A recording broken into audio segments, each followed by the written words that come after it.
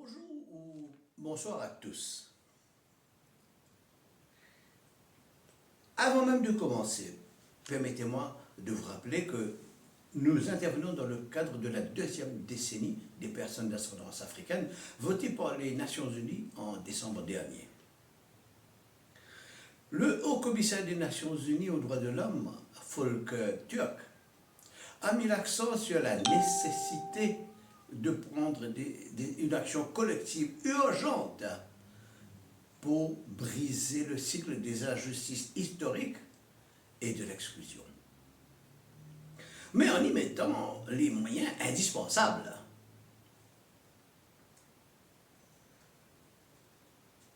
Nous allons donc commencer notre intervention sur la deuxième décennie en faisant la lumière sur l'exclusion des descendants d'esclaves africains à Maurice. D'abord, parlons de l'expulsion de tous les esclaves le jour même de leur libération en 1839. Le gouvernement britannique avait décidé qu'après l'abolition de l'esclavage en 1835, les anciens esclaves resteraient sur place pour travailler encore 4 ans pour leurs anciens propriétaires avant leur libération définitive. Lorsque le jour de la libération est arrivé en 1839, les anciens propriétaires devront payer un salaire aux anciens esclaves, devenus maintenant citoyens libres, pour qu'ils continuent de travailler sur leur propriété comme citoyens salariés. Mais quel salaire? Cela n'a jamais été décidé par les autorités. Et c'est bien cette question épineuse qui va permettre aux anciens propriétaires d'imaginer un piège qui va automatiquement aboutir à l'expulsion de tous les esclaves, de toutes les propriétés. Durant l'esclavage, au temps de la coupe de la canne, les propriétés sucrières avaient besoin de davantage de paires de bras. Les maîtres qui ne possédaient que quelques esclaves les louaient aux propriétés sucrières qui payaient aux maîtres 6 à 8 dollars par mois pour le service de ces esclaves. Ce qui veut dire que même si les esclaves n'ont jamais été rémunérés et même si les salaires n'ont pas été fixés par les autorités avant la libération, les anciens esclaves connaissaient parfaitement quel était le salaire pratiqué par les propriétés pour les esclaves en location. Donc, ils s'attendaient tout naturellement, en tant que citoyens libres, à recevoir 6 à 8 dollars.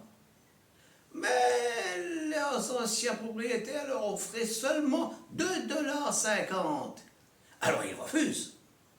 Et c'est justement ce que les anciens propriétaires attendaient.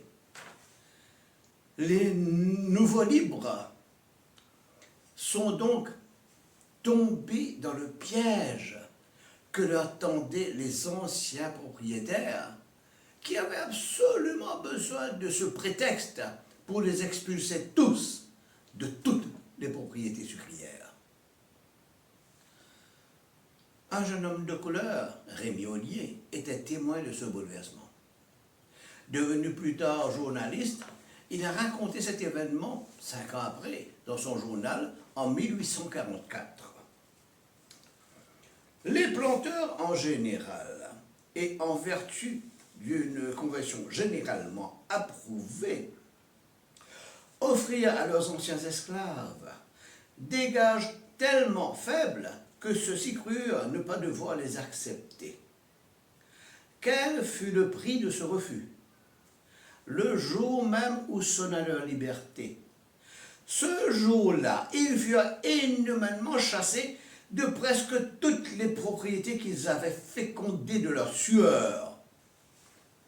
On pourrait même ajouter de leur sang aussi. Et c'est là l'origine de l'exclusion des descendants d'esclaves africains à Maurice. Car être expulsé de l'industrie sucrière signifiait la descente aux enfers, la mort certaine pour les esclaves libérés. Parce que l'industrie sucrière était l'unique employeur.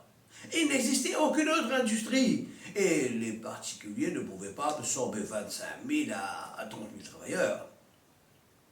Il y avait bien un peu plus de 60 000 anciens esclaves à la libération. Mais parmi, il y avait des vieux, des enfants et des infirmes. Donc environ 25 000 qui étaient en mesure de travailler. De toute façon, ceux qui auraient voulu en recruter certains ont déjà reçu des menaces à travers le journal Le Cernéen, le porte-parole des Blancs Tout-Puissants. Ainsi, les habitants de l'île Maurice étaient devenus, comme le futur journaliste Rémi Ollier, les témoins impuissants de cet exode des anciens esclaves qui, le jour même où sonna leur liberté, étaient contraints de prendre le chemin de l'enfer.